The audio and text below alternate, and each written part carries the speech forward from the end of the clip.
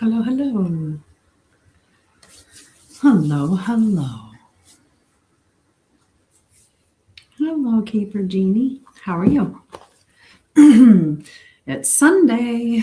Sunday means we're doing the celestial briefing, and we'll do an energy check-in as well. We'll see what's happening with the living sky throughout the week. So this is not based on tropical. The stuff that I'm talking about will come across a little bit off. I know that in mainstream astrology, they're talking all about all this Aries energy, but that's not what the living sky is showing us. And so I like to work with what is actually happening in our sky. I like to consult the true sky, the living sky. Like I said. So hello, hello. Hi, Renee. Hello. How are you? How are you? Okay, so the first thing that I'm going to do is share because sharing is caring, and let some people know that we're live. Oh, I have my patio door open, letting some fresh air come in, and oh my goodness. It's just lovely. Just lovely. How are you? How are you? How's your day going?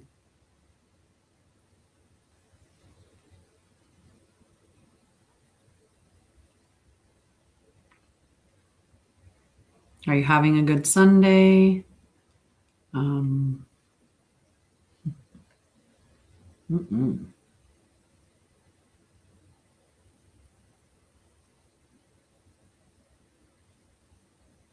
Okay, I think that's good.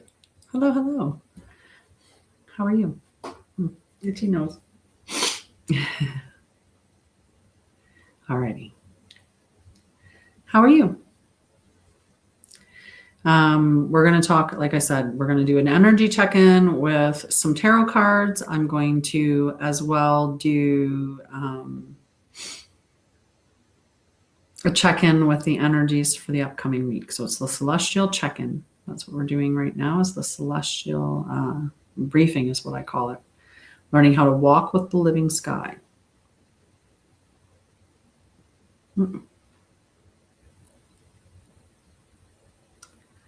It's being, hello, hello.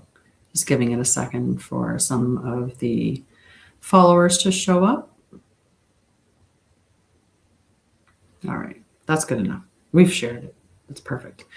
Okay, so let's start with the energy check-in. We're going to be using, or I'm going to be using, the Ethereal Tarot deck. The Ethereal Tarot deck is a custom deck that I created. It is, hi, Marichi. I don't know if you're here or I just saw you come in. Haha, saludo. How are you? Buenos dias. I have to take lessons. I need to take lessons. I really do. Right? I need to take lessons. If you don't use it, you lose it. It's the truth. And it's been too long since I've been anywhere where I would be speaking and having and like conversing. And conversing is how you get it. I remember when I was in Costa Rica, and it was very much they wanted you to speak it. They wanted you to speak it. Maybe because it was humorous to see how we would say the words, but we had sunshine today. We had sunshine today, which was lovely. Okay, let's see what the energy is for the collective. Thank you so much for supporting me and being such a long time watcher. I appreciate you, Marichi. Buenos dias.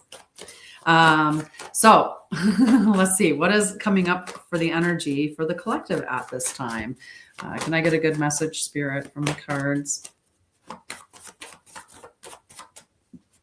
And maybe it'll be different than the timeless tarot readings that I've been doing. I gotta get that one, went way far away. Way far away.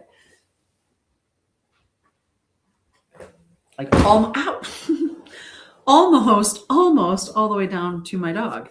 All right, we have one card. What else? I probably should have left it there. 444 on the time there. But all right, what else for the collective? Even if we look at this card,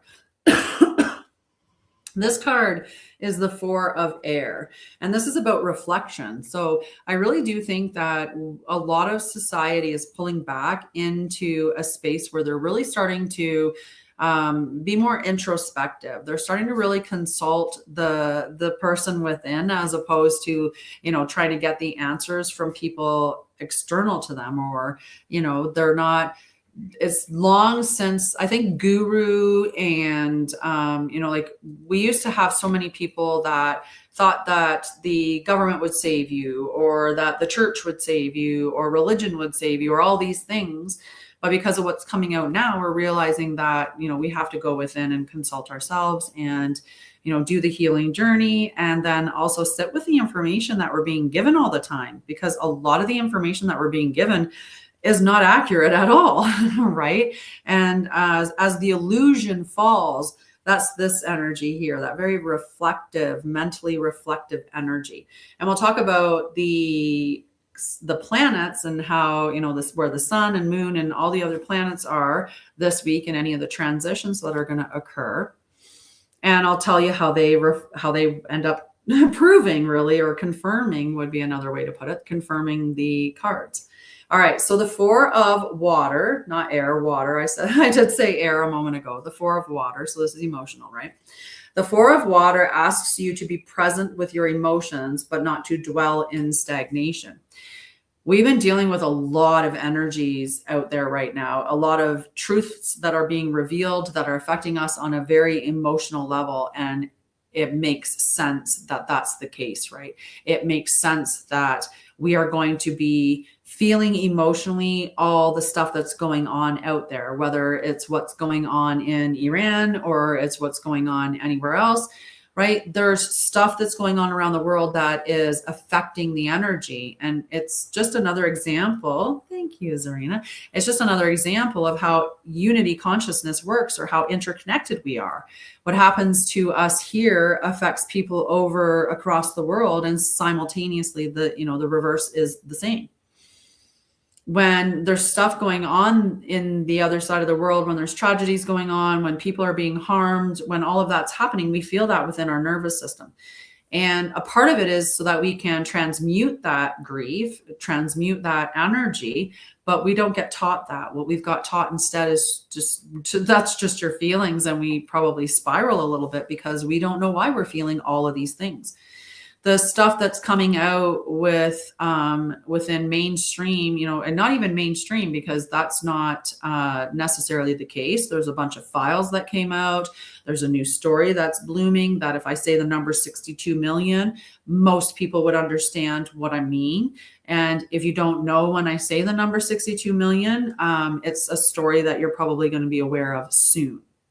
But you know, all of this stuff coming out is very traumatizing for society, and we aren't meant to hold this much terror, this much horror, this much grief, this much depravity, right? Our souls aren't meant to handle that. So luckily enough, many of us knew prior to, and so we are the emotionally stabilized ones that are prepared for the information because we knew it.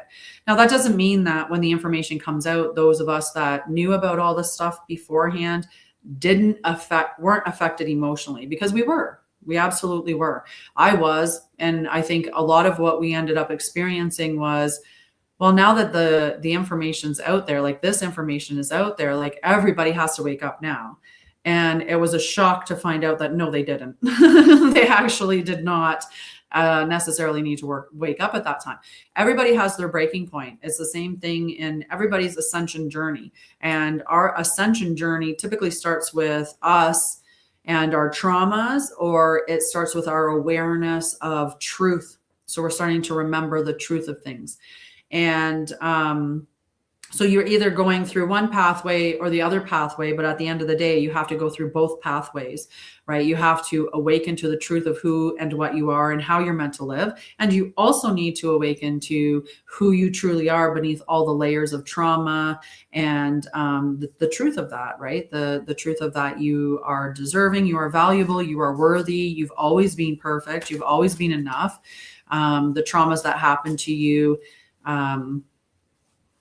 I hope that you can get past them. I really do. I was going to go into a different thing, but I'm like, nope. I talked extensively on my last live about trauma and gave a bunch of soothing practices that you could use within that. And so you can check out that. But we're going to continue on. So right now it's the emotional aspect of things that we're coming to terms with what we're seeing. And so this is a time for you to really listen to your heart, to recognize the beauty that is in the world and apply your focus to those things. The more that we put our attention on the truth and the truth of how we're meant to live, let's say. So the more of us that awaken to that and the more of us that put our attention on that, the sooner that other people are going to start to be aware and also put their attention on it. And it just continues. It becomes a wave, right? So we're supposed to be staying open to something, because when we create that capacity within our nervous system, when we work through whatever it is that we're facing at that time, and we get to the point where we can stay peaceful or we can stay calm in chaos, right? Like that's a powerful thing to learn, because you become this amazing energy source for the world, for Gaia, for everything around you. Because when there's stuff going on, you're not putting your powerful energy on like the fear and sitting in that fear energy and feeding the system with more fear. You're staying in that beautiful positive energy, and that is 1,000 times more powerful than fear. To stay in that state of love and universal love. So when we're doing that, when we grow through our experiences, if we use something that's a conflict as a crucible for transformation, or if we do something, like we come to terms with, let's say you've been struggling financially, and typically when you struggle financially, you get really scared, you get nervous, you start clamping down on things, you start becoming reactionary, if that's your go-to. But this time, say you're not doing so well financially, but you're staying very calm and you're just trusting, you're staying in that very calm space of, I trust that I am doing the right things. I'm trusting that everything, and you just stay in that trust space. Because you're working through that, the system rewards you. And that's what this card is saying. Because of that emotional growth that you go through, that mastery of growth, you get that level up and something comes in that can be of a reward. Okay, someone was asking me to join a live. I don't want to do that. Okay, let's see what else is there for the collective. I might pull from a couple different decks though. I do have other decks that I have created. I've showcased before the 44 Keys of the Way Oracle deck. I love this deck. One of the things that I like to get people to do is embodiment, right? Because if you just have information, it's just information. You have to actually live it. You have to actually embody the truth of that, right? So if you could know that, cigarettes are terrible for you and continue to smoke, or you could embody the truth of they're terrible for you and quit smoking, right? Which would make sense, because once you know that it's as bad as it is for you, you shouldn't want to do it anymore, because you should love and care about yourself and want, to be healthy. So you would abstain from something that's known to be unhealthy for you, as an example. But it's all of those things. Okay, so we've got 2 cards from the 44 Keys of the Way. And within the 44 Keys of the Way, the first card is number 10, and this is the Light of Discernment, which is perfect because we're talking about emotions. So remembrance. Discernment is felt before it is explained. The body registers alignment and misalignment quickly. Trust grows by checking and choosing repeatedly. Clarity compounds with use. So the practice is to present 2 options, feel each one in the body, and then choose the one that feels steady, not urgent. It's going to feel very calm and grounded in your body. And I was going to say, with the emotions, right? When we are under emotional distress or we're overwhelmed emotionally, it's very hard for us to feel things within our body because we're feeling other stuff. So when you are dysregulated or, emotionally out of your alignment, then it's going to be harder for you to register in your body what is in alignment with you. So this is a powerful thing to move through those emotions. Understand that you're experiencing the emotion, allow the emotion to flow freely, and then move beyond that emotion as quickly as you can. Because we don't want to be sitting in that, say, fearful energy, as an example. The longer that we're sitting in that, all we're doing is saying, I want more of this, right? Whatever you're experiencing, you're saying, I want more, because you're applying your attention to it. And it's also the frequency that you're resonating out into the environment. And like is looking for like. It's just magnetizing that same. Because you want to have those experiences. And so the body is saying, I'm feeling fear. And because your mind is also corroborating, I'm feeling fear.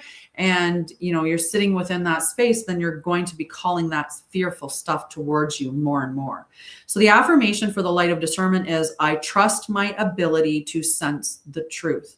And the truth is felt. It's not in the brain, it's felt in the body. So it's important to clear your trauma, to have emotional regulation or techniques that you can use so that you can soothe yourself, so that you can move beyond those tough emotions or the emotional overwhelm and back to that stable, calm space. This way here, you're going to be making informed decisions, or decisions that are clear to you, or you're going to be able to discern when something is true or not. And that's why fear gets pumped into us so much, because the more that we're in fear, the less that we can be clear. And when we're making decisions and otherwise, it just hijacks your whole system. All right. The second card that came out from the 44 keys of the way is the sacred service. And the affirmation is, my gifts support the well-being of others. Hello, sister. How are you, love? Remembrance. Service is expression, not sacrifice. It flows from capacity. Sustainable service requires boundaries. So the practice: offer one useful action, do it cleanly, do not seek validation, right? And many of us are out there, we were acting the hero, right? And it's like the phone, look at me and all the things I'm doing, right? And it's like, it's not a genuine, like, what are you doing when the cameras are off? Are you still that same person? Are you still helping people? And, some people will be, well, at least they're helping. Like, let's say they're cleaning up something and they're taking pictures of it and they're kind of monetizing it. Well, at least they're still cleaning up. But sometimes, the show is completely false. And what we need to be doing is making sure that it's coming from a generous space. Okay. Sorry. I thought the curtain blew and I thought my dog got outside, and I was like, oh no. Oh no. Hi, Annika. Thank you so much for liking the live. I appreciate you. And thank you guys for watching. I appreciate you for hanging out. So we feel it in our body, the truth. Service. We were talking about service. Okay. So I'll give an example of this. I have a perfect example of sacred service and like how one works and one doesn't work. So I used to do a lot of stuff for free on my channel, but I didn't have any boundaries with it. Because I was operating under the idea of if I helped enough people, it would come back to me somehow. Somewhere, somehow, it would come back to me. Hi, sweetheart. TD. Thanks for joining the crew. So I would just give and give and give in the hopes that it would return to me. And that's what a lot of people do when they're over giving. They're giving because they're really hoping to receive. And they think that if they give enough, then it will come back to them either, through the law of return, like karma somehow. But what you don't realize is sometimes you're tying yourself up in karma stuff because you are over giving, or you're giving in situations where you shouldn't. But at the very least, you're displaying that you don't have boundaries. So I had to learn those boundaries initially because the service wasn't sacred. There was in the back of my mind that I'm doing this in the hopes that, I do receive financial, like somebody buys my services, right? It's like I'm doing it, but at the end of the day, I'm a business owner. Of course, I want people to buy my stuff. That's not the reason why I'm doing it. It's not my focus. Like it's my passion, it's my purpose. I can't imagine doing anything else, right? Except for what I'm doing. Sorry, I was getting another invite to join a live. So now I do have a nonprofit that I own. It's Hugs for Homeless. And, I do publicize a lot of stuff for that. But the reason why I do that is because we are building a community, we're building a mission. And, I need to be advertising for that because we need donations. Donations are extremely important, and we need to build volunteers, and, you need to do that stuff to get it out there. But I'm not doing this for any kickback for me in that way. I'm doing it because I had a plan for years to help the homeless. And when I was a child, I experienced it a couple of times. And, we were lucky that when we did experience it, we experienced it in the warmer months. And we ended up in a camping situation, but we didn't have a home to go back to. So like we were homeless. We just, as children, it didn't bother us as much because like swimming, fishing, camping, my brother and I were pretty outdoorsy. So, we didn't mind that so much, but you did know that you didn't have that place. So for me, I knew that I had those experiences, and, and there's been times as an adult, like where, especially with my company, there were so many times with my company where it was like, people just weren't buying stuff. I was giving stuff away. I was doing all kinds of stuff and people weren't buying anything. And I was just like, why? I don't understand everything. Like the people that would work with you would be like, that's awesome, you're great. But I just couldn't. And it's all those things that you have to work through. It's all the boundary issues, it's the worth issues, it's all of those things to get to that point. But sustainable service does require boundaries. And when you are operating from a generous space, it's not because you're going to get anything back from it. And a lot of us operate from that almost transitional or transactional way, where I'll do something for you, but only because I'm going to get something back from that. All right, let's see. I have this other deck of cards that I'm creating. Now, I don't have any pictures for it. I'm in the process of doing the pictures. I have 11 done at this point. It's a 66 card deck, and it is called Return to Center, which is the same name as my 10-day self-paced program that I have that returns you to center. It returns you to the present moment. It returns you to yourself. It returns you to the truth. It's got a whole bunch of practices that you can do in it, and like a whole bunch of bonuses. But so this is based on that. One of the things that I have done for a long time is trauma work. And I used to remember back in those days, Crystal, when it was trauma talk. And I was hitting hard with trauma talk.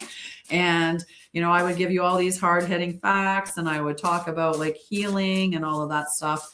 And then somebody had come along at one point and said they didn't like trauma talk. It was triggering. It was, and so I decided to change it, and I ended up changing it to divine healing, which I think a lot of people got confused because they thought it was like something like heavenly or whatever.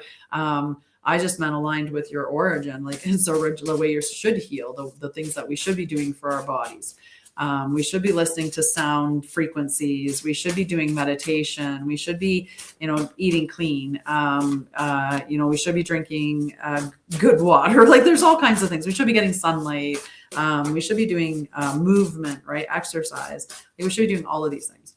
So anyway, I created this deck of cards that goes along with the trauma and nervous system work that I've done. And yeah. And I'm also changing the name of my trauma program to Return to Self. That's what Bridge Light Phase 1 is the return to self. And then Bridge Light Phase 2 is where you become the embodied self. But anyway, those are just naming changes. So there's no pictures. There's just the writing on the card. So the card that I pulled from the Return to Center deck is from the awareness section. And the awareness section is you are anticipating instead of experiencing. And what that means is that you are ahead of the moment. And a lot of us do this. We live out in the future. right? It's all the things in the future that we're going to be doing. We have conversations in our head. We'll be walking down the road or walking in the woods or, whatever. And in our heads, we're 3 days out having a conversation with somebody or thinking about that thing that we have to do, or, we're back but in this case, we're ahead of the moment. So attention is pulled into imagined future instead of what is actually happening right now. I don't know if this is going to be too hot yet. But I got a little tickle there.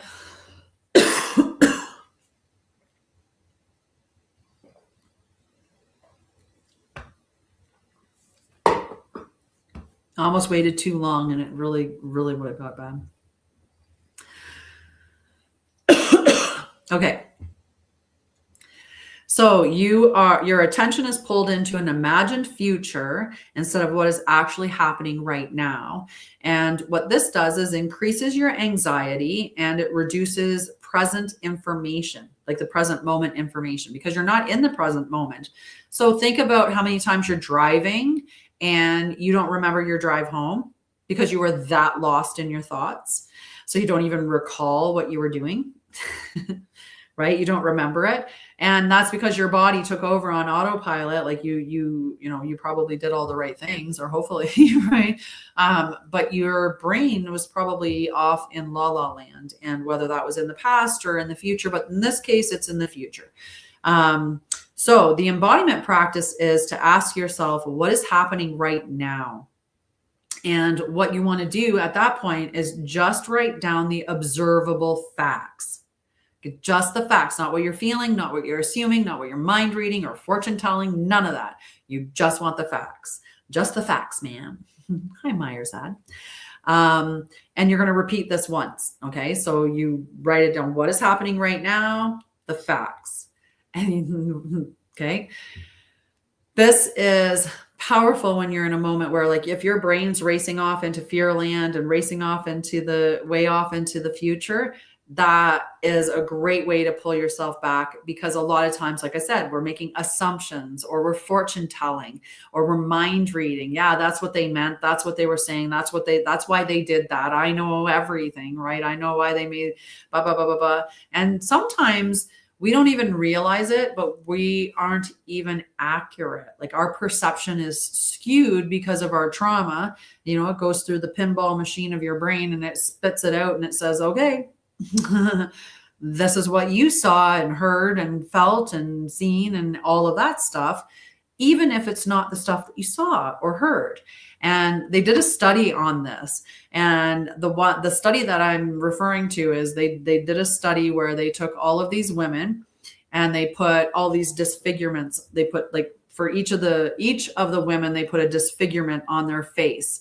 And what the researchers told the ladies that they were doing is they were studying the reaction of individuals in, like, the interviewers' reaction to having interviewees come in with facial disfigurations. That's what the women thought that they were doing.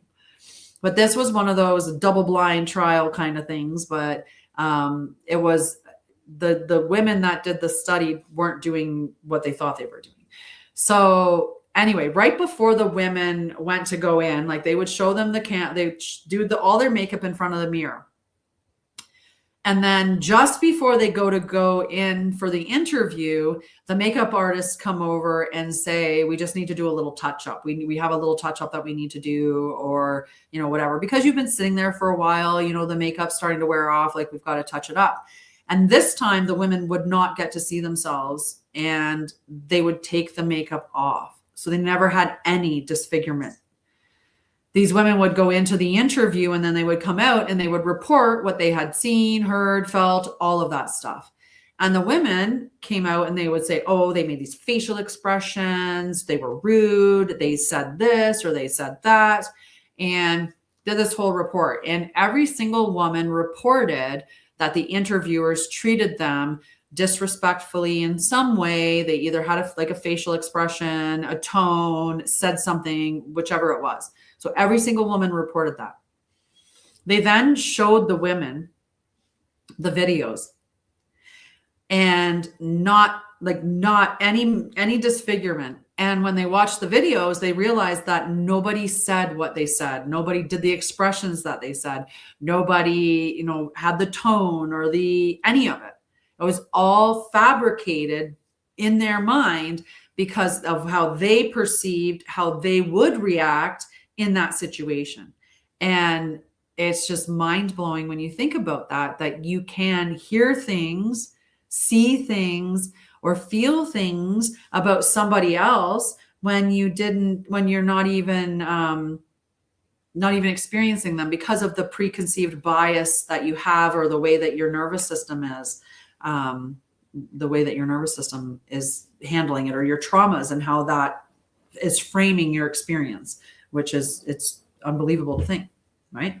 So it's a powerful thing to say to yourself, like, what am I feeling? And a lot of the cognitive distortions that we have, like a couple of them is how I was saying, mind reading, fortune telling, right? It's all in that assumption category. Like, I know why they did that, or I know what they're thinking, or I know what they're doing right now, right? Your friends go out and they don't, and you have, say, 2 friends, and the 3 of you get together and do things. But in this situation, they don't ask you to go out, but the 2 of them get together. And you're sitting at home and, I guess they don't like me. I wasn't what I did. Was it something that I said? Was it something that I did? And you start speculating on like all the reasons why one or both could hate you, or like why they wouldn't invite you.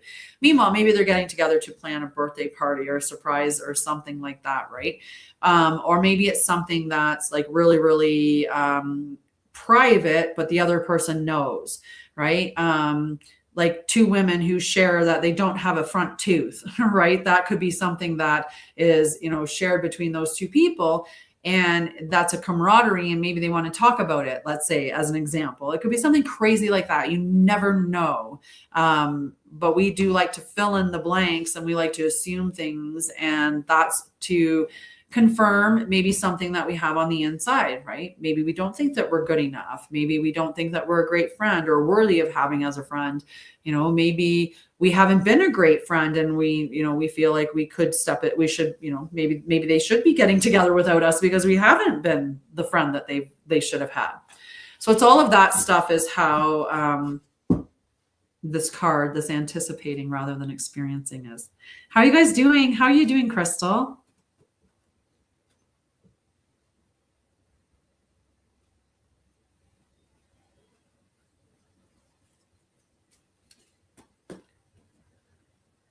She's like, I'm clean and listening to you because you talk fast. You talk about a lot of stuff, and and that gives me time to clean and do all kinds of things. Oh yeah, I have to remember to do that. I'm going to write myself a note right now, because if I don't, I'll forget again. Hello, Cass. All right. So what I wanted to write down was,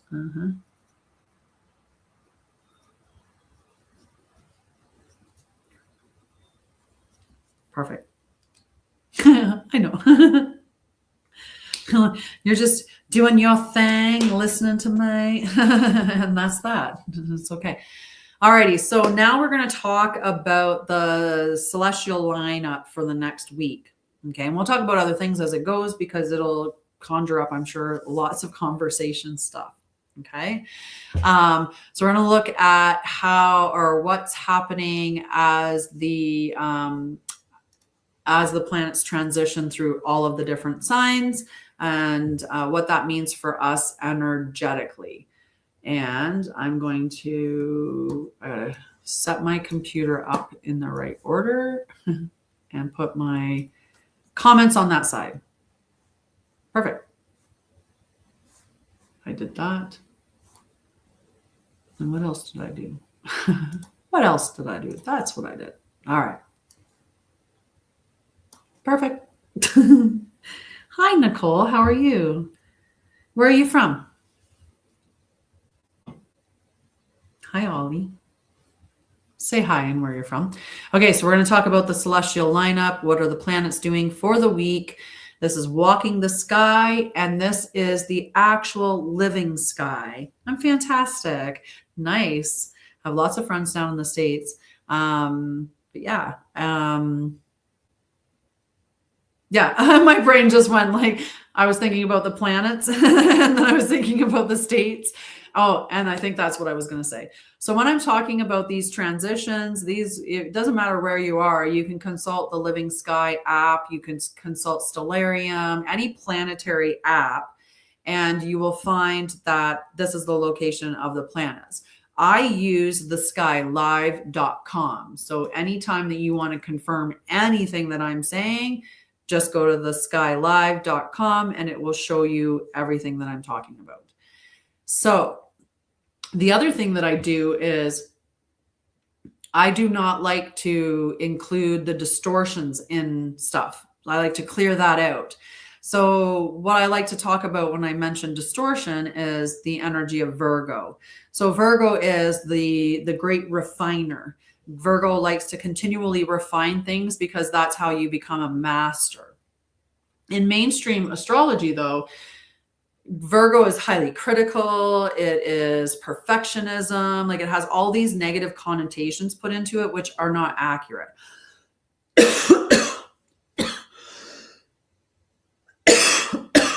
That tickle did not want to go away.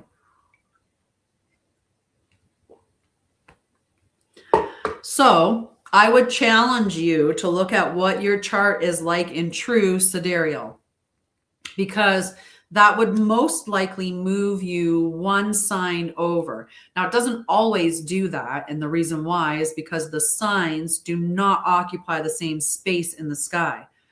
And that's what mainstream astrology doesn't do. One, mainstream astrology was frozen in time 2,000 years ago. Two, it removed the 13th sign of Ophiuchus and a bunch of other things. So yesterday, or sorry, on the 17th, we celebrated a new moon, and everyone was all new moon in Aries, but the moon was still in Pisces, right? So even the sun was still in Pisces. We just became Aries season on the 19th or 18th, sorry, the 18th. So we just had these two things happening. And right now everyone's talking about how all this energy in Aries. But when I look at the sky, and I have the thing up right now, the sun is in Aries right now. The moon is in Taurus. Mercury is in Cetus, and we can talk a little bit about Cetus. It's a constellation that the planets go into. So they'll be in Pisces, and they go out of Pisces into Cetus, and then back into Pisces, and then into Aries. There's another one that's in there as well, but I'll talk about that when it comes up. So we have Venus is in Taurus. Mars is also in Cetus. And Saturn is in Cetus. Uranus is in Taurus. Neptune is in Pisces. And then Pluto is in Capricorn. So the planets are in a much different space than what we stated, or what the mainstream astrology is stating. Now, I'll talk a little bit about Cetus as it applies to things, but yeah, we'll go through everything. We'll go through everything. We'll talk about how it's all going to go. All right. So what I want you to do first, though, hi Thumper, how are you? And hi Annika. What I want to do first, though, is I just want you to get into your body. I just want you to notice your system. Okay. How does your system feel right now? When you check in with your body, do you feel loud? Do you feel quiet? Do you feel, I don't know. Yeah, I was for 20 plus years. I had a wonderful nursing career. I did a variety of different things. Most specifically, I worked as an RN in emergency. I was a flight nurse for 7 years, flew around the world. I worked as an occupational health nurse. I worked for Gilead as an occupational health nurse, and that's a major pharmaceutical company. I worked for that thing, and I was a manager. I went into management probably when I was 7 years, 5 to 7 years, somewhere in there. I went into management and never looked back. And I managed the emergency department. I was the director of nursing for a hospital and long-term care, bunch of different things. And then I decided to leave that and help people with trauma and mental health. after doing my healing journey. And so then I started doing all kinds of courses and specializations in trauma, somatic healing, all kinds of stuff, energy healing. I am master quantum regression and integration therapist, a lot of things, a lot of things. And so I help people with healing, which is one part, right? One part of the ascension is the trauma and shadow work. And then the other part of the ascension process is the truth and living embodied. So I do both of those things is what I teach, but I also do astrology and tarot readings because I like doing those things. Nice. Love it. Love it. Yes, it was beautiful. Love it. Love it. Look at these long-term care. I did. I looked after when I was the director of nursing, I was the hospital and long-term care. We had a 105 bed long-term care facility. And I also looked after a 14 bed unit, acute care, the emergency department, and the palliative beds that we had. I also would sometimes look after the OR when the OR nurse was on leave, and stuff like that, but had responsibilities of the entire hospital staff. I was the accreditation lead, IPC lead, occupational health and safety. We just kept getting titles put on us. Like, it just, the jobs just became like, it's just crazy. It's crazy. You know how it is. You know how it is. I used to say in nursing, like, it was that you'd be walking around and you had your plate and you would get used to what you had on your plate of responsibilities. And as soon as you got used to that plate of responsibilities, they'd be like, oh, look at you juggling everything so nicely. Have some more. And then you'd struggle with that for a little bit. Then you start to get comfortable with it. You start to manage, you figure things out. You'd like work things around, tweak it here, tweak it there, whatever, put in a few extra hours a week. And then they'd see you managing that and they'd be like, oh, good, you can take more now. And they'd give you something else, right? And you're like, what? And then somebody would try to take your job after, like, when you were ready to leave your job, and they'd come in and they'd be like, there's no way not one person can't do this. There's no way one person can do this. This is not right. I love it. Love it. Such a powerful thing. Did you hear what they said about Alzheimer's and dementia, about it being diabetes? That's just diabetes of the brain. Oh, that's cool. Hi. Yep. Type 3 diabetes. All the sugar. They proved it with the rats, because if you put a rat in a bucket of water, he immediately finds the exit. But when they give him a whole bunch of sugar and basically the same kind of thing as an American diet, they can't find their way at it. It's crazy. They just they lose their brain capacity. It's crazy. Look at us. It's such a powerful thing. Right? It's such a powerful thing. Nothing more important than saving a life. And whether you're saving it through the little measures that you're doing day after day after day after day, right? Then, that's a powerful thing, right? Oh yeah. Yeah. No. Like cholesterol, like there's a lot of things, but Alzheimer's was specifically what they were talking about, like was the one what they were calling basically type 3. But I agree that there's more complexities to it. Have you ever looked into AO scanner? And the reason why I ask is because I had a friend who does AO scanner, and she used it on her mom with dementia, and her mom got a lot back. Oh, wait, cool. That's awesome. So are you in Ontario then? Because I asked, because I believe that they're, yeah. Yep. Parasites. Absolutely. We should all be doing parasite cleanse. Yeah, I'm originally from Ontario. That's where I started out working as a nurse. And then I moved to Alberta and spent the rest of my career in Alberta before going back to Ontario with my company and then coming back to Alberta. I just move around a lot for sure.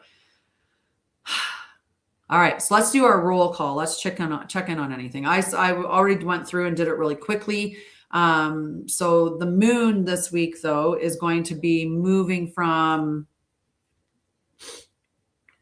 itchy nose. Sorry, I have my wrong. I have the wrong notes.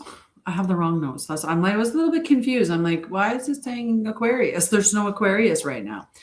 All right, where are my notes? There we go. Taurus, Gemini, Cancer, Leo. That's the moon. That's the moon. Oh, lovely. That's where my son is and my grandsons. Oh, I would love to go there and visit them soon. All right, so let's talk about the planets. Let's talk about what we're going to be experiencing energetically, and so that we can know what we're dealing with. So like I said, we have the sun in Aries, we have Mercury in Cetus, but it is going to move into Pisces later this week. We have Venus in Taurus. We have Mars also in Cetus, which is going to move into Pisces later this week. We have Jupiter in Gemini. We also have Saturn in Cetus, but I'm going to just focus. I'll talk about maybe Saturn in Cetus. But anyway, we have Uranus in Taurus, Neptune in Pisces, Pluto in Capricorn. And as I said, the moon starts in Taurus. On the 21st, it goes into Gemini. On the 23rd, Cancer. And the 24th, Leo. All right. We also just experienced a new moon in Pisces, although mainstream was saying it was a new moon in Aries. When you look at the living sky, it was not. It was still in Pisces. So let's acknowledge that. What that means is when we have a new moon, and especially if it was a new moon in Aries, that new moon is going to be like initiatory energy. That's a new moon where you're taking action and it's like, let's go. But it wasn't an Aries season yet. It was still in Pisces. So that's a different energy, right? Pisces is introspective, integrative, emotional, healing. It's a much different energy than Aries. So Pisces new moons are not new moons that you push forward. It's a new moon for you to reflect on what is everything that I've been learning? What is everything that I've been doing? What is everything that I've been experiencing? What is it that I'm healing? What do I need to let go of, right? What's not aligned to me?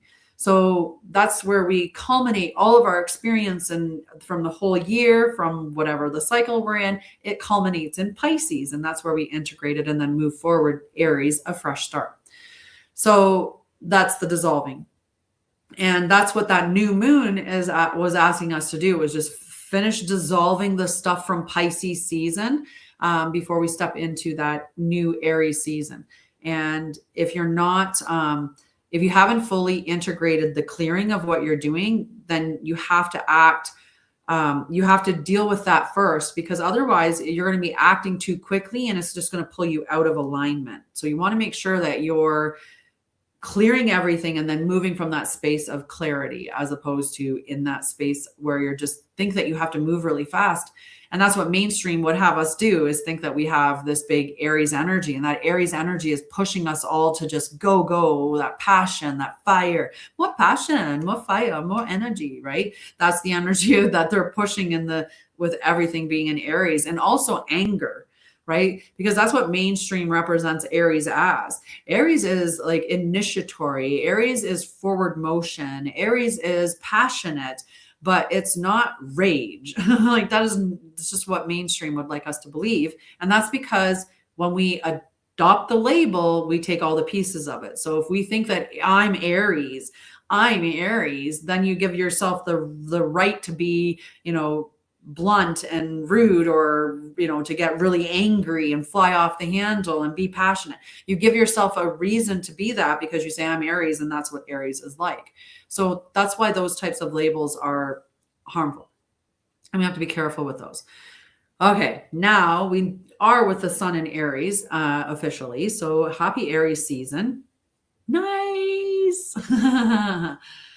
Yeah, you might not be Sagittarius if you looked at it in true sidereal. In true sidereal, you're Cancer. I love that. That's so beautiful. I love my Cancer energies, like my Cancer friends. So the Aries sun now, it brings that initiatory energy. And because we did the work that we were supposed to do in Pisces season, that means that we have clarity, and now we're going to take action on that clarity. And the energy of Aries is very much, there's a desire to not wait. Aries is very quick action. It wants to start. It wants to go, right? And we have to recognize, though, that just because the sun is in Aries doesn't mean that everything is in Aries, because it's not, right? We have very little in Aries right now. I think it was the sun and Venus Venus is in Taurus now. So that's the only thing that we have in Aries is the sun right now.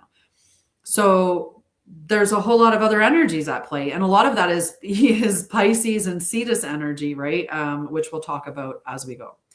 So we want to make sure that that we're taking the impulse of Aries and grounding it, because otherwise it's just going to be reaction as opposed to taking grounded action, right? And we want that grounded action. All right, let's talk about these moon. Because remember, the moon is the emotional landscape, and this is the emotional landscape that everybody is going to be experiencing energetically. But you also have your own moon, and your moon is going to be how you process emotions. It's your link to memory and ancestors and all of that. So it's worth finding out what the true sidereal chart is for you. And if you're interested in that, I do readings at my website, and I have a contest going on right now. Ooh, good time to segue into that. I started a contest today, and the contest is really simple. I put out a post. You have to like it. You have to comment which reading you would like to be included in, because I am giving a birth natal chart in True Sidereal, which is valued between $88 and $122, depending on like the extras. And I'm also giving away an Etherian Tarot reading that's valued at $111. So you have to say either you want the astrology or you want the tarot. So like, follow, and comment whether or not you want that. But if you want a bonus entry, you can get a bonus entry if you share it to your story and tag me in your story, right? So that's the contest that's going on, and it's only until Friday. Friday night at 8 p.m. I'm going to award the winner, and one winner will get the reading and of the astrology reading, and one winner will get a tarot reading. So there's two prizes. Very cool. All right. So let's talk about our emotional landscape and what everybody's going to be experiencing. We start today with the energy in Taurus, and we have Taurus today and tomorrow before it goes into Gemini on the 21st. So Taurus is a very grounded energy emotionally, and this is the most stable energy in the emotional space. All of the earth energies are. Capricorn can come across a little bit more detached emotionally because Capricorn's like that dad energy. Taurus is really grounded, but because Taurus is also ruled by, I like to say, the cow, not the bull, because the cow was revered and thought of as abundant and all this other stuff. And that's really the energy of Taurus. Right? Taurus knows its worth. It's very grounded. It's connected to, Mother Gaia. It's very earthy, just beautiful energy. Loves comfort and luxury. So Taurus begins though. So our emotions are very real right now. We know what's real. We feel very stable in our emotions. We know what holds. So even though Aries might want us to move, Taurus is going to be like, but is this really stable? Is this really like, is this really long-term? Is this really a good foundation? Right? It's going to be asking us those questions. So we're not ready yet to start running. It's going to be a little bit before that. Then Gemini comes in next. And so on the 21st, the moon moves into Gemini. Well, Gemini is an air sign, and Gemini is about mental processing. So now we're going to take our emotions more into the mental or logical space, right? We're going to be processing our emotions. We're going to be thinking about our emotions. We're going to be talking about our emotions because Gemini loves to talk. And the reason why we're going to be doing this is because we're trying to understand what's happening, right? But we have to be careful because This is where people can overthink, right? Gemini can be, let's go over it, let's go over it. And if you are continually going over something, that is as affirming to yourself that you don't trust yourself or that you doubt yourself. So it's an example of self-doubt. The more that you have to go over something before you make a decision is just evidence of a lack of trust or, like I said, self-doubt within yourself. So you have to be careful with Gemini that you don't overthink it and then get yourself confused or foggy over it. You just want to get clear and process the emotion. And then we get to Cancer, and Cancer is water energy, and that is emotion. And Cancer is the mom energy. Cancer is nurturing, protective, and it's beautiful energy. It takes you a while to get inside the Cancer space, but once you're in there, and like you're protected along with the rest of everybody. It's like you're part of the brood. But if you're inside and you do something, you will be punted out of there. And then you risk the wrath of Cancer because they've got the claws for a reason, right? Like don't mess with their home. Don't mess with their family. It's a very protective energy, which the mom has to be, just like the dad has to be. So Capricorn has that same very protective energy, but it comes in a different way. So Cancer brings the emotion. This is where you get to the truth through the feeling. And this is where things also are going to become very personal. So we hit Cancer on the 23rd. So on the 23rd, that's when we're going to phase into the Cancer energy. So we're going to be more emotional then, and it might feel more personal. And this is also where the decisions are going to matter because now you're emotionally invested in it too. So it really doesn't matter. Then at the end of this week, we move into Leo, and that is on the 24th because Cancer is a smaller sign than Leo. It occupies a smaller space within the celestial body, right? So Leo is expression. Leo shows up and Leo also moves forward. It's a fire sign, and this is about taking action. It's about passion and movement. And Leo is about the authentic expression. Leo can be prideful. When we are if you look at the way that I look at astrology, this is a little add-on that I like. I think of the mainstream astrology. When I look at myself in that, I see where I was when I was unhealed and when I had some, more toxic behaviors. Like I could see myself as, adopting some of the characteristics. I was a super Sagittarius then. So, I was hard truth Tanya, right? So it kind of went hand in hand with that blunt energy of telling the truth.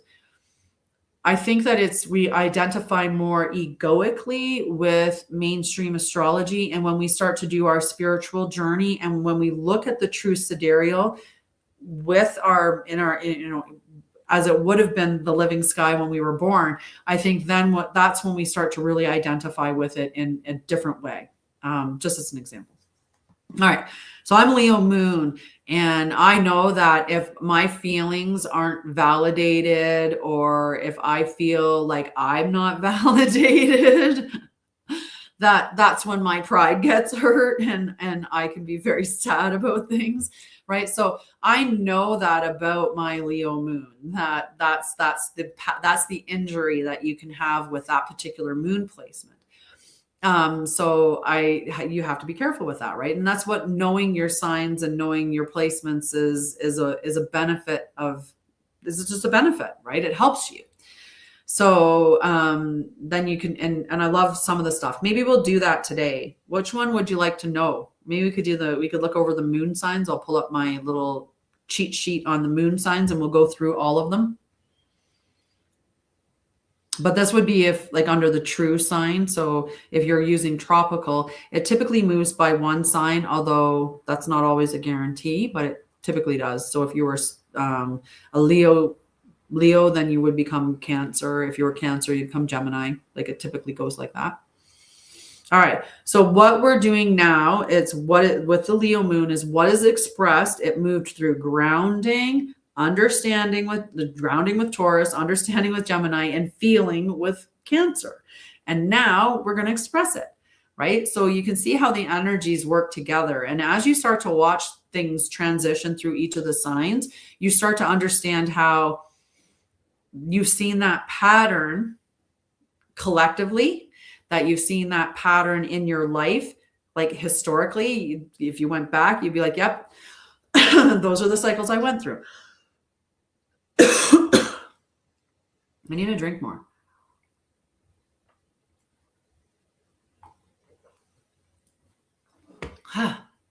Okay. So every episode I like to do like a teaching stream or something. Like I'm always giving you guys education because that's what I like to do.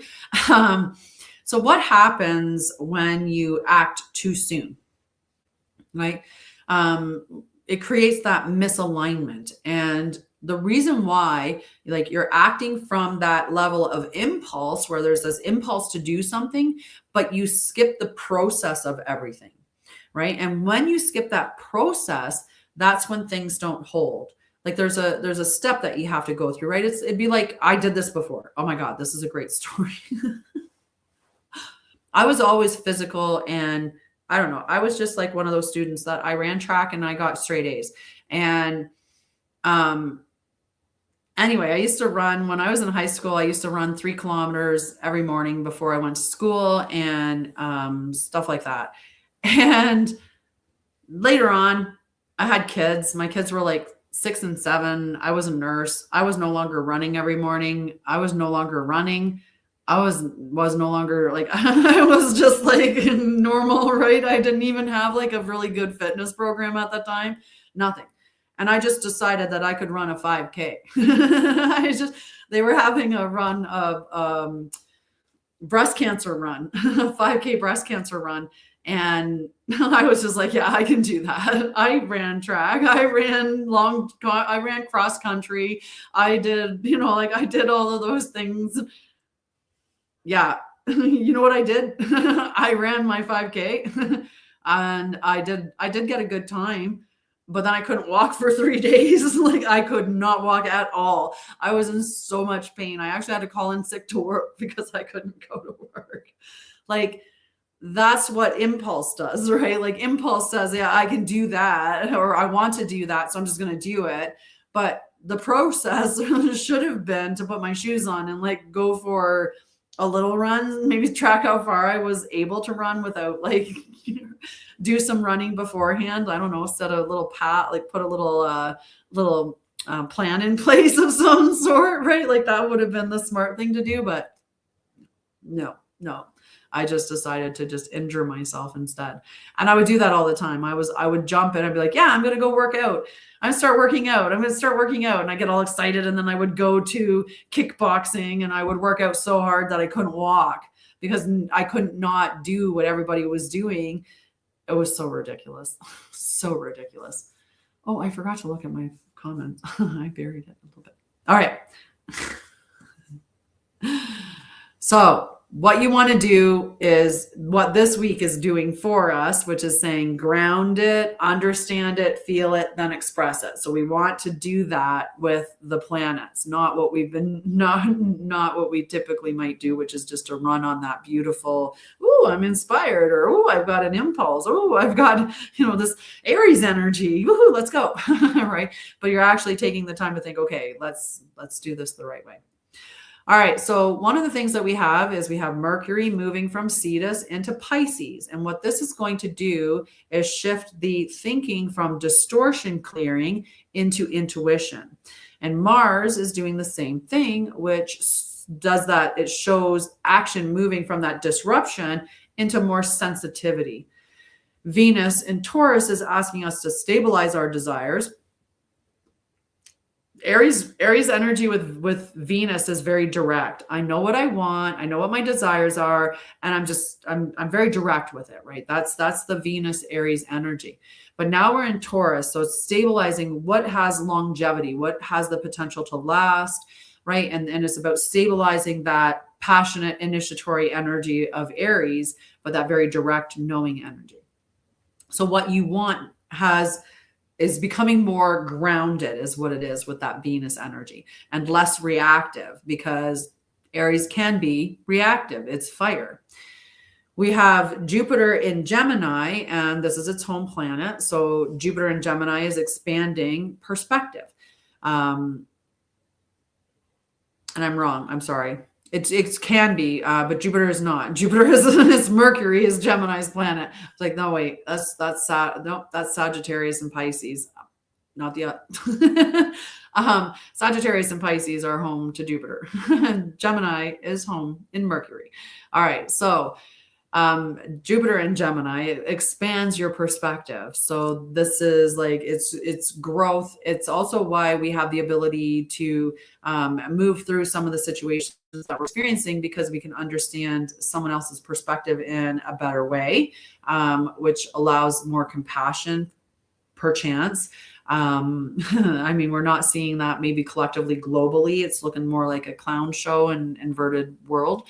But anyway, so then we've also got Saturn and Neptune in Pisces, which are continuing to ask you to live what you understand. So this is where we had that guru culture kind of falling, because Saturn is about responsibilities and karma and all of that stuff.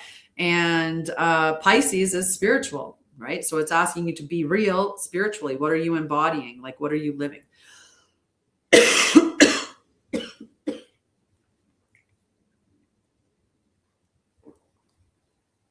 I can feel the tickle right here. And if I could just clear it, it would be good. Okay. So we have Uranus in Taurus, which is continuing, because Uranus is about radical change, right? Like, it's the one that's all about this change. But Taurus is stable. So this is shifting. What stability means is how those two energies go together. So it's asking for, potentially a radical change in what you've determined is stability. And we're seeing that in the world, right? Like, your Uranus is a later planet. So this is a collective thing, right? This is collectively, that's what we're being asked, is what actually means, what does stability mean? What is true in that? I was like, I'm just going to take a sip before I go into the next section. And I'm very happy I have water too.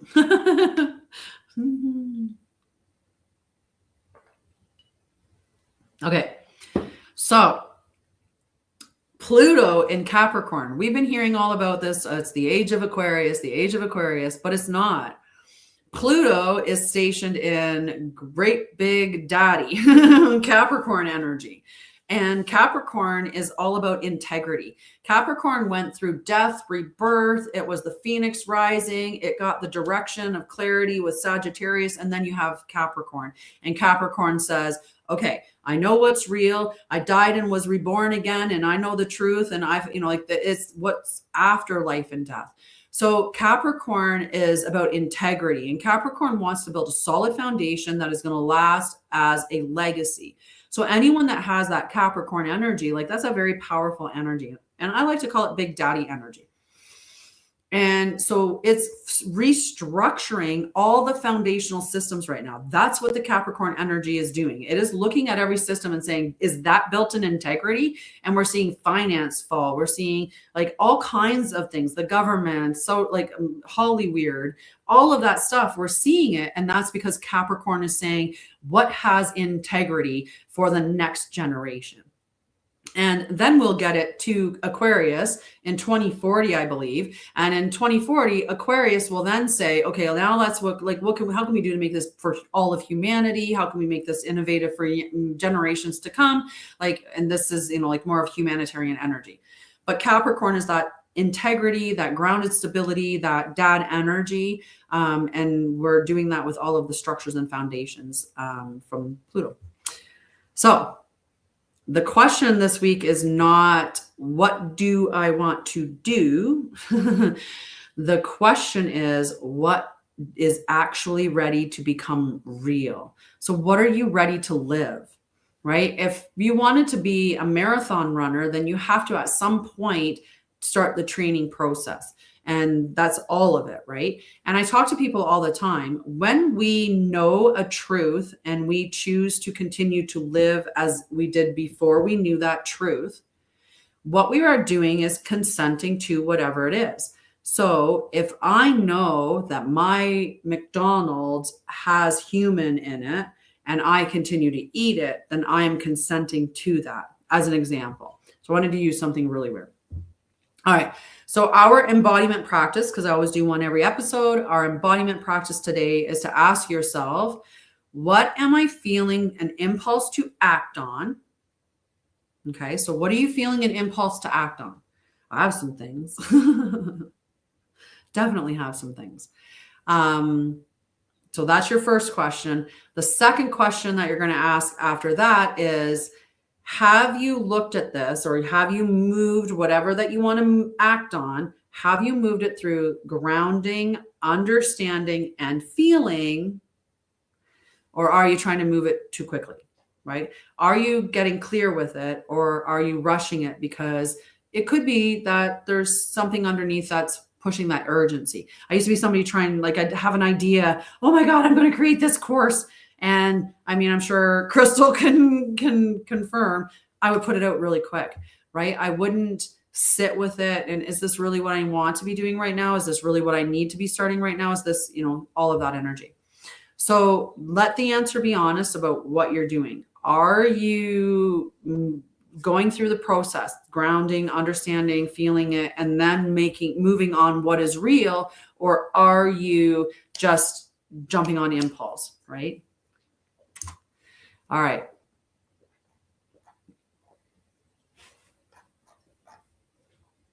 Yeah, I did the embodiment practice. I was like, I did everything. I did all my notes. I covered all the notes. So yeah, this is what we do on Sunday nights. We go through the celestial alignment and what the energies are that we're going to be working with for the week, so we can get an understanding of what's coming at us, and so we can move through the phases instead of reacting to them. And we do all of this in the Temple of Light. It's completely free on my website. The link's in the bio. This is just something that we do, so you have the opportunity to live it consistently, right? And this is what we're meant to do, is live in harmony with Mother Gaia, harmony with the elements, harmony with each other, and harmony with the celestial bodies and all the planets. So this is the way that we do that, is just by being aware of the truth of the living sky, how it's moving, all of that stuff. I'm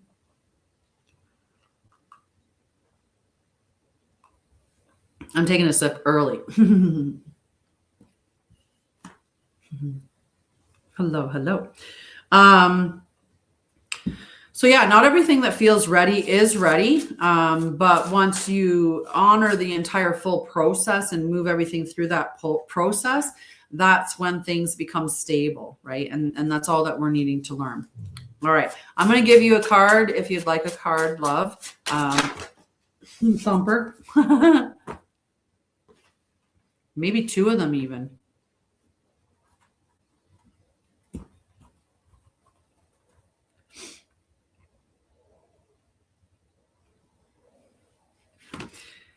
These two.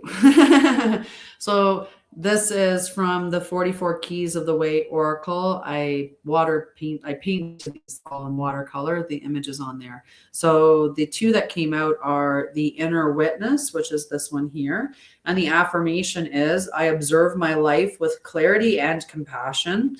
The remembrance is, the witness sees without collapsing into the experience. This creates space between stimulus and response. From that space, wiser choices emerge. Compassion grows when you can see without judgment. Your practice is to name the emotion present, say, this is here, and then breathe with it for 60 to 90 seconds. The other card that came out is the Pilgrim, and the affirmation is, my life itself is a sacred journey. The remembrance, a pilgrim walks with intention and humility. Each step is meaningful, not rushed. Orientation matters more than speed. So the practice on this one is to walk for 10 minutes slowly and to count 20 steps at a time, and to reset if you lose count.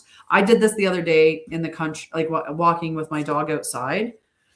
I walk pretty fast, so it was a good practice for me to walk slow and then count my steps. So you just keep count to 20, and then 1, 2, 3, 4 up to 20.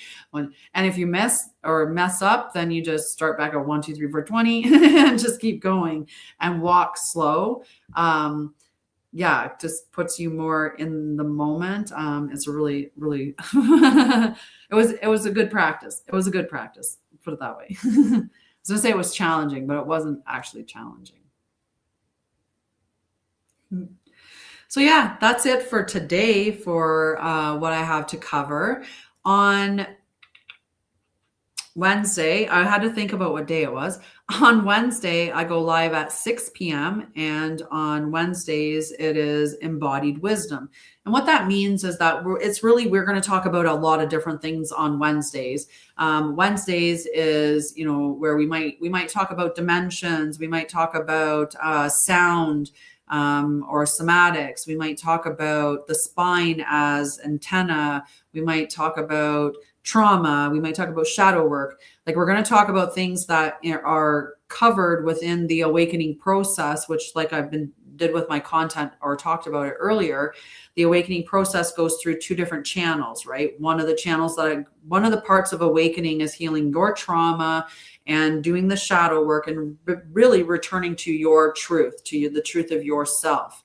And the other part of the awakening process is awakening to the truth of society, the truth of who and what we are and how we're meant to live, and the lies, like the truth about our origins. All of that stuff is the other part of the awakening process. So I cover topics that surround all of that, but from a real and practical way, because information is just information unless you live it. So in order for us to have it true and embodied, we have to actually live it. So it's important that no matter who you're working with, whether it's, whoever you're working with in spirituality and ascension and all of that stuff, they have to be guiding you towards your own sovereignty. Otherwise, they're a false light. That's the number one way to tell the difference between someone that you should be working with and someone that you shouldn't be working with. Are they guiding you to freedom, right? And you can look at the medical system in a lot of ways. Within the medical system, it's a cycle, right? It just keeps you in the cycle, going around and around and around. Here's your prescription. You're on your prescription for life. You might get another prescription in a few years, and you get another one and another one and another one, and eventually you just die. But you died with everything that you had the prescriptions for. They never cured anything. So, you have to look at that system and say that's not a functioning system, or that's not a healthy system, right? And I've, since leaving my career and where I was and all the things that I experienced in my career, I really call it sick care. Is it great for traumas? Absolutely. If you had an emergency and you got into a car accident, please go to the emergency department and be seen for traumas. But there's a lot of stuff we just know. We're starting to see the truth in the systems, all of them. And so that's what you have to do. You have to live your truth, right? When you find out that something's bad for you, you find out that something's unhealthy, you find out that something's a lie or an illusion or a deception or a manipulation. When you find those things out, you have to then say, I'm not going to do that anymore, right? If you found out that your Hollywood actor, is babies, then you need to stop any interaction with any of their stuff, right? Like, that's a part of the process of embodying the truth. And that's what I teach. That's what my content is all about. I do tarot readings. I make my own custom decks. I'm an author, published 20 times so far. So anyway, you can go check out those things, but do go check out the free Temple of Light and connect with me on my other socials. That way there you never lose me in case any of my accounts get banned or social media goes down. You can still catch me on my website because I post stuff there all the time. I have several membership groups, but anyway, do go sign up for that so you don't lose connection in the event that social media goes down. Yeah, that's it. That's all. That's all. Well, thank you so much for watching. I appreciate you guys.